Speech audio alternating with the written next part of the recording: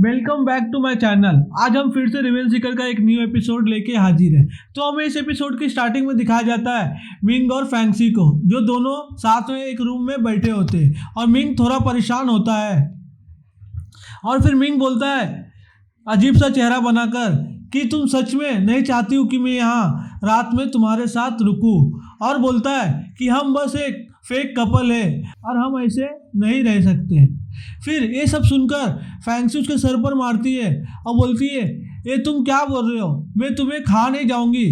और बोलती है कुछ है जो मैं तुम्हें याद दिलाना चाहती हूँ। और बोलती है जो तुमने पहले मुझे बैंक की शेयर्स दी थी उसको देखकर मेरे ब्रदर थोड़े ललचा गए, और जो बैंक के कंटिन्यू ग्रो करते रहा तो मुझे डर है कि मेरे भाई उसको फिर से किंगलॉन्ग डायनेस्टी में लाना चाहेंगे।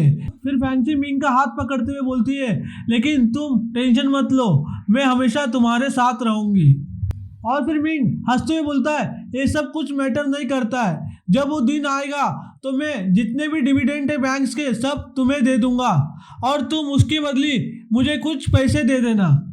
और मन में सोचता है जब बैंक बहुत ज़्यादा ग्रो होने लगेगा तो बहुत सारे बड़े बड़े फैमिली और बड़े बड़े लोगों का नज़र अट्रैक्ट करेगा, और अभी नहीं तो बाद में मैं इस बैंक को खो दूंगा।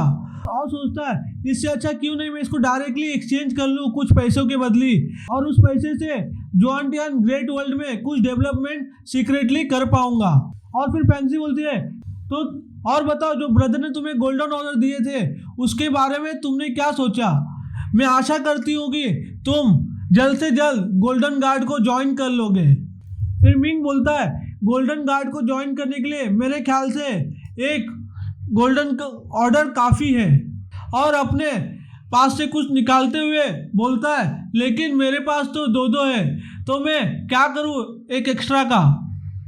फिर ये सुनकर तुरंत से फैंक्सी उससे एक्स्ट्रा वाला एक ले लेती है और बोलती है ये तो बहुत अच्छा है कि तुम्हारे पास दो है, और बोलती है क्या तुम मुझे एक दे सकते हो मेरे हस्बैंड। और मिंग बोलता है कि तुम्हें इसके लिए पूछने की क्या ज़रूरत है। और फिर मिंग बोलता है ये तो मुझे एम्परर ने बहुत पहले ऐसे ही दे दिया था एक प्राइस के रूप में, तो मुझे नहीं लगता है कि बहुत ज़्यादा कीमती होगा। और फिर गोल्डन ऑर्डर को देखते हुए बोलता है फिर तुम क्यों इतना चिंता कर रही हो इसके बारे में। और ये सुनकर फैंक्सी बोलती है कि मैंने एक बार भाई से भीख मांगा था इस गोल्डन ऑर्डर के लिए, लेकिन उन्होंने मुझे मना कर दिया। और बोलती है कि तुम क्या सोचते हो ये कीमती है कि नहीं। और ये सुनकर मिंग थोड़ा सा खुश हो जाता है और बोलता है इसका मतलब एम्परर मेरे बारे में परवाह करते हैं, पर एम्परर ने तो मुझे ये बहुत पहले दिया था जब मैं बस एक छोटा सा सामुराई था और मेरा स्टेटस इतना हाई भी नहीं था। और फिर फैंक्सी बोलती है तुम्हें नहीं पता बट जो मेरे भाई है वो ट्रिलियंस और पीपल को लीड करते ट्रोन गद्दी पर बैठ के, और उनका जो आईसाइट और विजडम है वो बहुत ज़्यादा अंडरस्टैंडेबल है, वो हज़ारों के भीड़ में से भी एक को पहचान सकते हैं कि उसके पास टैलेंट है। और फिर बोलती है चलो ठीक है मैं इस गोल्डन ऑर्डर को एक्टिवेट कर देती हूँ और तुम्हें इसके बारे में थोड़ा गाइडेंस मिल जाएगा बहुत जल्दी। उसको फिर उसको एक्टिव करते हुए बोलती है अब सब तुम पे डिपेंड करता है क्या करोगे। फिर मिंग ये सुनकर एकदम से हैरान होते हुए चिल्लाता है और वहाँ से टेलीपोर्ट हो जाता है और एक दूसरी जगह पर पहुँच जाता है, और वहाँ पे कोई उसको बोलता है तुम्हारा स्वागत है गोल्डन गार्डियन में। और फिर उसके सामने एक आदमी आ जाता है जो पूरी तरह से गोल्डन कलर का आर्मर पहने होता है, और वो बोलता है मैं गोल्डन गार्ड का कमांडर हूँ और मेरा नाम जुआन ये है। और फिर मिंग उसको झुककर ग्रीट करता है और बोलता है मेरा नाम ये मिंग है। और फिर वो गोल्डन गार्ड बोलता है अगर तुम्हें गोल्डन गार्ड के टास्क करने हैं तो तुम्हारा कम से कम लेवल मार्शल गॉड का होना चाहिए। और बोलता है लेकिन जो तुम्हारा अभी लेवल है इससे बस तुम अपने आप को ट्रेन और नरिश कर सकते हो गोल्डन गार्ड में। और फिर मिंग बोलता है क्या मैं आपसे कुछ पूछ सकता हूँ, और बोलता है कि आखिरकार ये गोल्डन गार्ड किस तरह का फोर्स है।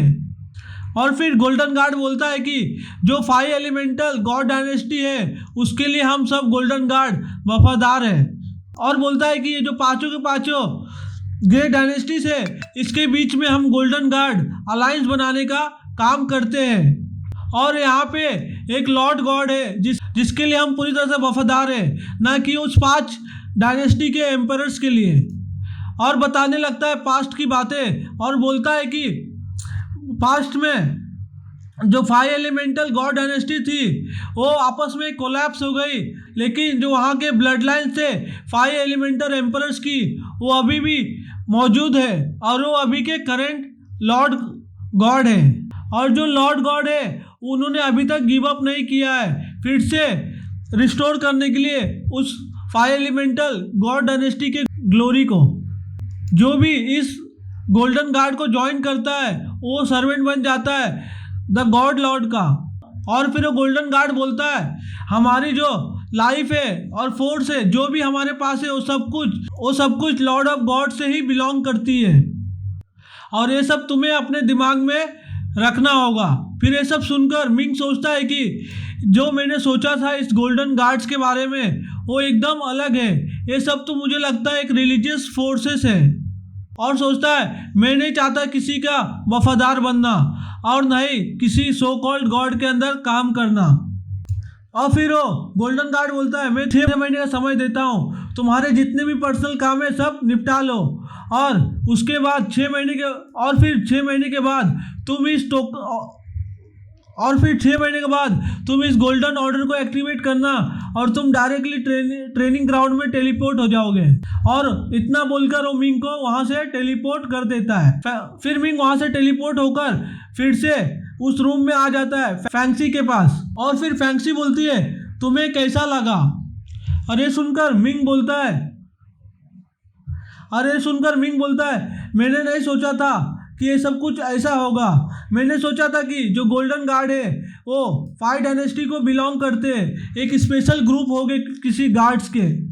ये मैंने कभी नहीं सोचा था कि ये जो है बहुत बड़ी फोर्सेस है और इनकी एम्बिशंस भी बहुत ज़्यादा बड़ी है। फिर ये सब सुनकर फैंक्सी मिंग को बताने लगती है जो पूरे 5 डायनेस्टीज है वो सब लोग गोल्डन गार्ड को रिगार्ड करते हैं अपने थ्रोन को बचाने के लिए। फिर फैंक्सी थोड़ी गुस्से में आके बोलती है ये जो 5 एम्परर्स है मेरे ब्रदर को भी मिलाकर ये 5 के 5 बस इसकी सवारी कर रहे हैं। और फिर फैंक्सी बताने लगती है कि दुर्भाग्य से वो जो गोल्डन गार्ड से कुछ भी इंटरफेयर नहीं कर सकते इस 5 डायनेस्टीज में। और बोलती है कि इस 5 डायनेस्टी में बहुत हर जगह फैले हुए हैं उनके आदमी, कोई प्रिंस हो सकता है नहीं तो कोई फिर प्राइम मिनिस्टर भी हो सकता है और वो कभी भी नहीं चाहेंगे अपने आप को बुरी तरह से घायल करना, नहीं तो वो जो बाकी के फोर्सेस है वो उस पर अटैक करके उनको पूरी तरह से डिस्ट्रॉय कर देंगी गोल्डन गार्ड्स को। और ये सब 5 डायनेस्टीज पे जो गॉड डायनेस्टी के एम्परर है वो सीक्रेटली रूल करते हैं पूरे ट्यानियन कॉन्टिनेंट को। और फिर फैंक्सी बोलती है कि इसी कारण से मेरे ब्रदर को रात भर नींद नहीं आती है और ये सब के सॉल्यूशन के बारे में सोचते रहते हैं। और फिर मिंग एकदम परेशान सा क्यूट सा चेहरा बना के बोलता है फिर तुम क्यों चाहती हो मुझे गोल्डन गार्ड को ज्वाइन कराना, जबकि मैं इस गोल्डन गार्ड को अगर ज्वाइन करता हूँ तो मैं तुम्हारे ब्रदर का एनिमी बन जाऊंगा। मिंग के करीब आते हुए क्यूट सा चेहरा बना के बोलती है तुम बेवकूफ़, तुम कैसे मेरे दुश्मन हो सकते हो, तुम तो मेरे पति हो। और बोलती है ये सब छोड़ो, हम अपने बैंक के फ्यूचर के बारे में डिस्कस करते हैं। फिर हमें मिंग को दिखाया जाता है जो एक कमरे में बेड पर बैठ के कल्टीवेट करता होता है कि उसको एक कोई आवाज़ आता है जो कि उसको बोलता है तुमने टोंगली बैंक किस लिए इस्टेब्लिश की। फिर मिंग ये आवाज़ सुन के सोचता है शायद से आवाज़ जाना पहचाना है। और फिर वहाँ पे डिवाइन गार्ड आ जाता है और चिल्लाकर बोलता है जो तुम्हारा ओरिजिनल बैंक था वो तो तुमने हाउटियन चर्च को दे दिया था, फिर तुमने फिर से एक नया टोंगली बैंक ओपन क्यों किया। फिर मिंग बोलता है मुझे हाउटियन चर्च बुली नहीं कर सकता। और मिंग बोलता है मैं अब हाउटियन सेक्ट का मेंबर नहीं हूँ तो मेरे पास पूरा हक है अपना खुद से पैसा कमाने का। और मिंग बोलता है कि तुम मेरे पुराने बैंक को बहुत सालों से रन कर रहे हो, अभी तक तुमने उसमें कुछ भी इम्प्रूवमेंट नहीं किया और तुम बोल रहे हो कि मैं अपने लिए एक नया बैंक ओपन नहीं कर सकता।